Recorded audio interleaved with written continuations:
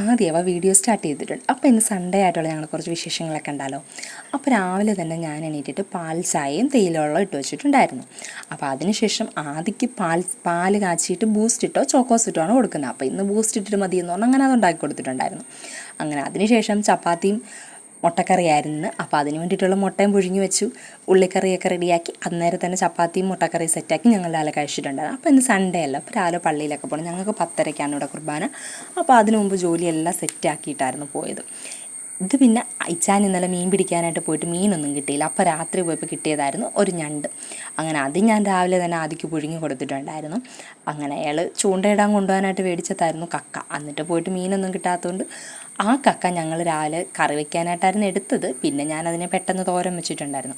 അങ്ങനെ പിന്നെ കുറച്ച് നേരം ഇരുന്ന് മെനക്കെട്ട് കക്കയെല്ലാം എടുത്ത് അതൊന്ന് സെറ്റാക്കി വെച്ചിട്ടുണ്ടായിരുന്നു. എനിക്കാണെങ്കിൽ മുമ്പ് ഒട്ടും ഇഷ്ടമില്ലാത്ത ജോലിയെല്ലാം ആയിരുന്നു കക്ക ഇറുക്കുന്നതും ഒന്നും. ഇത് പിന്നെ കിട്ടിയൊരു വലിയ കക്ക ഇന്നും കിട്ടിയിട്ടുണ്ടായിരുന്നു. അതിനകത്തുള്ള കക്ക കണ്ടില്ല. ഇനി ഈ പൂച്ച കുറേ നേരം ഇങ്ങനെ എന്നെ നോക്കി വന്നിരിപ്പുണ്ടായിരുന്നു. ഞാൻ മീൻ വെട്ടെടുക്കുമ്പോഴാണ് സാധാരണ വരുന്നത്. ഇത് പിന്നെ കക്ക തോരൻ വെക്കാനുള്ളതെല്ലാം സെറ്റാക്കി കക്കയും തട്ടിയിട്ട് കൊടുത്തു. പിന്നെ മസാലയെല്ലാം ചേർത്ത് പൊടികളൊക്കെ ചേർത്ത് തേങ്ങയും തിരുമിയിട്ട് കൊടുത്തിട്ടുണ്ടായിരുന്നു. അങ്ങനെ കക്ക തോരൻ പെട്ടെന്ന് തന്നെ റെഡിയാക്കിയിട്ടുണ്ടായിരുന്നു. പിന്നെ ഒരു രസം വെച്ചിട്ടുണ്ടായിരുന്നു. രസത്തിൻ്റെ വീഡിയോ എടുക്കണമെന്ന് വിചാരിച്ചായിരുന്നു, പറ്റിയില്ല. അങ്ങനെ ഇവിടെ അധികം എരിയൊന്നും വേണ്ടാത്തതുകൊണ്ട് വലിയതായിട്ട് എരിയൊന്നും ഇടാതായിരുന്നു രസം ഉണ്ടാക്കി വെച്ചിട്ടുണ്ടായിരുന്നു. പിന്നെ ഇത് അമ്മി ഇന്നുണ്ടായതുകൊണ്ട് അമ്മി ഫിഷ് മോളി വെക്കാമെന്നും പറഞ്ഞിട്ട് കരിമീൻ എടുത്ത് വെച്ചിട്ട് അങ്ങനെ വെക്കാനായിട്ടുള്ള സാധനങ്ങളെല്ലാം സെറ്റാക്കി വെച്ചിട്ടുണ്ടായിരുന്നു. അതിൻ്റെ റെസിപ്പി പറയാൻ എനിക്കറിയത്തില്ല. അങ്ങനെ അതിൻ്റെ ഫുൾ വീഡിയോ ഒന്നും എടുക്കാൻ പറ്റിയിട്ടുണ്ടായിരുന്നില്ല. കാരണം രാവിലെ കുറച്ച് ബിസി ആയിരുന്നു. പിന്നെ ഫോൺ ആദ്യം അവിടെയിലായിരുന്നു.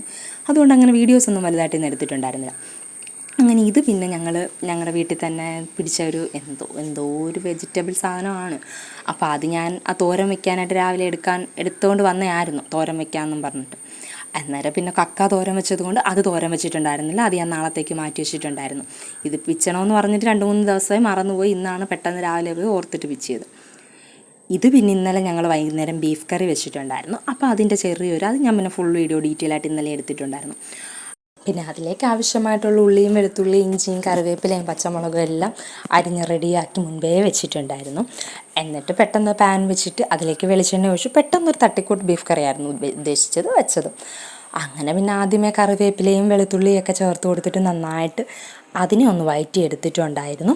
അതിൻ്റെ കൂടെ തന്നെ വെളുത്തുള്ളി ഇഞ്ചിയും കറിവേപ്പിലയും വെളിച്ചെണ്ണയിലോട്ട് തട്ടിയിട്ട് കൊടുത്ത് വഴറ്റിയെടുത്തിട്ടുണ്ടായിരുന്നു. എന്നിട്ട് പിന്നെ സവോളയും പച്ചമുളകും ചേർത്ത് കൊടുത്തിട്ടുണ്ടായിരുന്നു.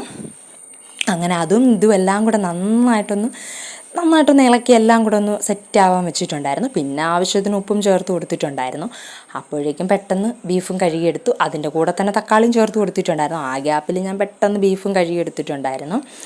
അങ്ങനെ ബീഫൊക്കെ കഴുകി അതിൽ ചേർത്ത് കൊടുത്തിട്ടുണ്ടായിരുന്നു.